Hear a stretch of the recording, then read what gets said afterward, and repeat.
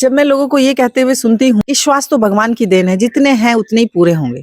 ये पता है किस तरीके की सेंटेंस है? ये इस तरीके का स्टेटमेंट है कि आपको एक कटोरी चावल या एक जो भी आपको 1 प्लेट चावल खाने हैं या 2 रोटी खानी है, ठीक है? आपकी उतनी खुराक है।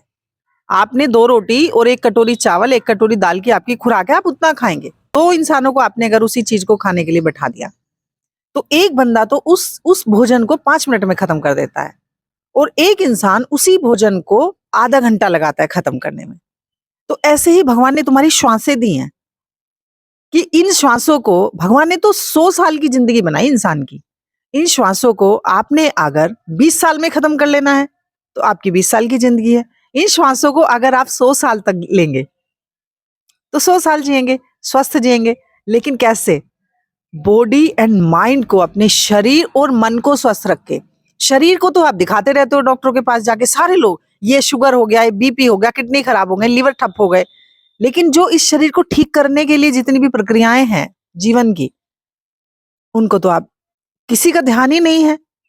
और अगर खाने के लिए थोड़ा सा चेंज कर दिया जाए तो लोग कहते हैं कि भाई बीमारों वाला खाना दे दिया हमें। बीमारों वाला खाना नहीं है वो खाना है स्वास्थ्य के लिए। संपूर्ण न्यूट्रिशियस वैल्यू रखता है वो खाना जो हम लोग बोलते हैं खाने के लिए। क्या बताऊं, दुख होता है, अपने ही आसपास के लोगों से दुख होता है मुझे जब ऐसे स्टेटमेंट सुनने को मिलते हैं। सारा ब्लेम भगवान पे, सारा ब्लेम भगवान पे। भगवान नहीं आ रहे हैं तुम्हें कुछ भी करने के लिए, सब तुम कर रहे हो। भगवान की व्यवस्था को, इस नियंता के नियमों को ब्लेम मत करो। उन्होंने तो बहुत खूबसूरत नियम बनाए हैं, बहुत खूबसूरत नियम बनाए।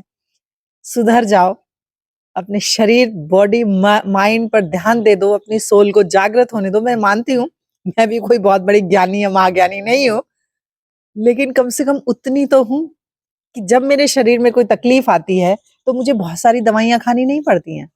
मैं बस उतनी लेती हूँ जितना मेरे कोई चीज बिगड़ गई अंदर, उसको सुधारने के लिए। अपनी डाइट पर, अपनी कम से कम रेस्ट पर, अपने बॉडी एंड माइंड को रेस्ट तो दो।